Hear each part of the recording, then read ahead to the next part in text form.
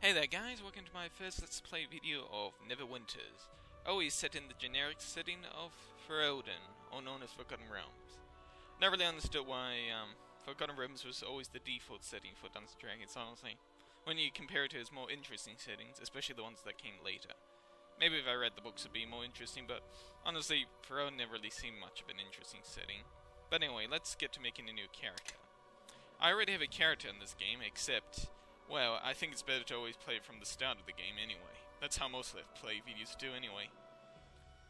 I actually created a bard. A lot of people will say that the bard is one of the more... not one of the best classes in Dungeons & Dragons. I'm not sure about Pathfinder, but honestly, I played as a bard, about half-orc anyway. And it was a lot of fun to play as, honestly. A great healer and a great supporting class. I think second or third to either the Druid. Yeah, probably the Druid is probably best off. So you get your usual standard of races, including the Planet Touch, which are people with celestial or fiendish blood. Like the Tiefling and however the hell you say these bloody guys' names. But we're gonna play as a half-orc female sorcerer. Yeah, her skin is alright. I'll just change the hair color to a little bit greenish. Eyes, yeah, turn them to slightly greyish blue. I actually prefer women with short hair. Don't know why. It's just something you don't see every day. That's perfect. So we've got an unusual array of classes, including a new one, the Warlock. The Warlock is a class that pretty much is known for its one special ability, which is Eldritch Blast, which a Warlock can just do every day, so that pretty much makes them a walking cannon. And the guys who designed this game obviously got a little bit bored and decided to design for the female warlocks a hentai outfit, or porno outfit. Though on the other hand, I've seen some anime characters who dress up like this, and even some superheroes slash supervillains. But anyway, we're here to be a sorcerer. And we also got our prestige classes, which I have to be honest, most of them are not that really interesting. And if you're going as a spellcaster, there isn't really much of a wide option of really good classes for a spellcaster. There's like not even one archmage, which is really weird. You got this one class, which thankfully in the Pathfinder version of the D20 system, which this game is based off. I'll go more in detail as we get through the video. They fixed up this little annoying bit where it's only elves and half-elves that can be an arcane ranger. But honestly, there's not really any good spellcasting class, really. I mean, prestige spellcasting class that I would honestly recommend taking, really. So let's go as a sorcerer. Let's choose alignment, neutral good, just like me in real life. Sorry if I missed out on some words. I just woke up this morning. I did not have any hot chocolate to drink. Yes, I don't drink coffee. Or alcohol for that matter. Both of them just taste terrible in my honest opinion. Let's go down for Dex. A little bit intelligence. Yeah, if you're gonna play as a half-orc, due to the fact that they always seem to be the race... In my opinion, the half-orc was always in D20, the leftover race. They didn't really know what to do with it, so they gave it a -2 to intelligence, charisma, and a +2 to strength, and dark vision. Which just seems a little bit cheap, really, on the department for this race. I really like when Pathfinder came along and gave the half-orcs actually some loving, and actually made them sort of more of a playable race. Now we got backgrounds here. These don't do too much, really. They just give you some pluses and minuses. Though oddly enough, most of them give you a big -2 to something and only a -1. But let's go as Wizard Apprentice. I know it doesn't quite make sense maybe for a sorcerer, since their magic's innate rather than learned. That's the whole gift about sorcerers. But I think Wizard Apprentice would do. Now, this doesn't really change your character. It just really gives you certain spells and feats that will help you. Let's go as Conjurer.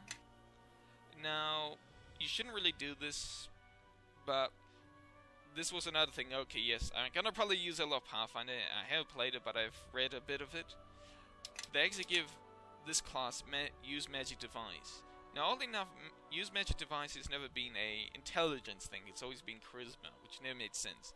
Basically, the skill allows you to use, as it says here, any item or basically, well, as it says here, magic item that is required by class, race, or alignment.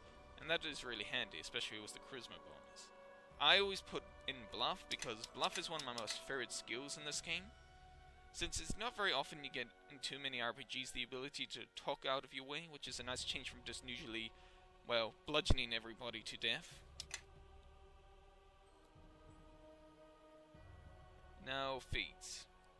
Now, the game will probably most likely recommend one of these kinds of feats here, but what I recommend, if you playing as the character I am, you go with Spellcaster Prodigy. That means basically your ability scores count as 2 points higher. So this means from a charisma score of 6, I got 8 now. I never really use my familiar. I never really summon the dang thing anyway. Now, what does the game recommend? Magic Armor. As good as Magic Armor is, I would rather get Magic Missile. Magic Missile is just a great little default spell for defense. Unfortunately, for whatever reason, they couldn't have summon monster in this game, so instead you summon a dog, which isn't all that too badly impressive. The low level spells are alright, so we keep them. I always pick a weasel. I don't know why. The weasel just seems like the most appealing. We got a cat, a bat, a rat, a rabbit. Yeah, not something the first thing that comes to mind when I think of going to combat situation. A spider. I already hate spiders, and I rather not like they have the idea of this weird thing crawling around me. A pig? Okay. Apparently pigs are now very popular familiars. I guess once you're hungry and you're done in the battle, I guess you could always char it up a little bit. Ribs. Barbecue ribs. Sounds delicious. I only ate off the bone. And a beetle. This is the most unimpressive list of familiars. So let's go for the weasel. And let's choose a good name. However you say that. O-E-Ween? O-Ween? I don't know. I named off a Digimon character because I can barely write. I don't really like any of the voices for the females or the males in this game. They sound a little bit terrible. Kill them! Kill them all! Step up to the fight. Bring them down! So I always go for playful if I'm playing as a female. All right, crew. Let's take them down. And we're done.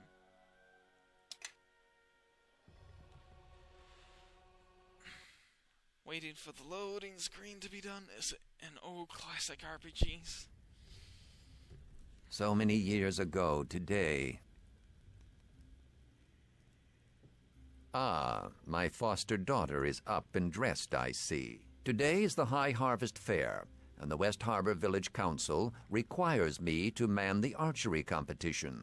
The human need to celebrate Remembrance Days baffles me, but at least something productive may come of it. The merchant Galen is here. He'll want my furs, as he usually does. Coins can be useful in getting by. This past season has been a hard one, for both tilled fields and wildlands. While I attend to the archery contest, I will need you to deal with the merchant. Fetch my furs from the chest, over by the painting. This is pretty much just the tutorial for the game, so I just strip down the pop-outs, so they won't be so annoying. And let's get your furs. I would ask the question, why don't you just deliver yourself the furs, mate? Since if you're just walking down to the archery, it shouldn't be that hard to meet the merchant, say, hey, here's my furs, get the gold, get the archery. But this is RPG games. Logic is thrown out of the window. Alright, I got your damn furs, lazy ass. I see you have the furs. Galen has probably set up his tent on the village green. He'll be enjoying the fair with the rest of the townsfolk. Last season, I asked him to bring a duskwood bow to trade. Sell him the furs and use the coins he gives you to purchase the bow. Your friends await you at the bridge. I suppose you're anxious to see the fair. But don't forget to trade with Galen. Yes, we got that.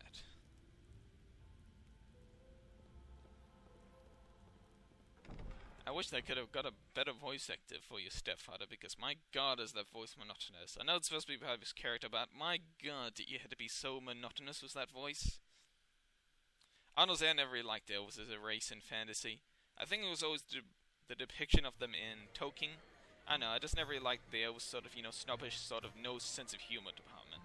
This is why I always like dwarves. Dwarves were just always about having fun. And sure, they were always about drinking and fighting people, but still, that seems a lot better than just being a bunch of snobbish, oh, we are gonna end as a species. Nah, if the dwarf know that they were gonna end as a species, they would just simply go down and fighting. Anyway, guys, I think that's all for that little video. See you again next time.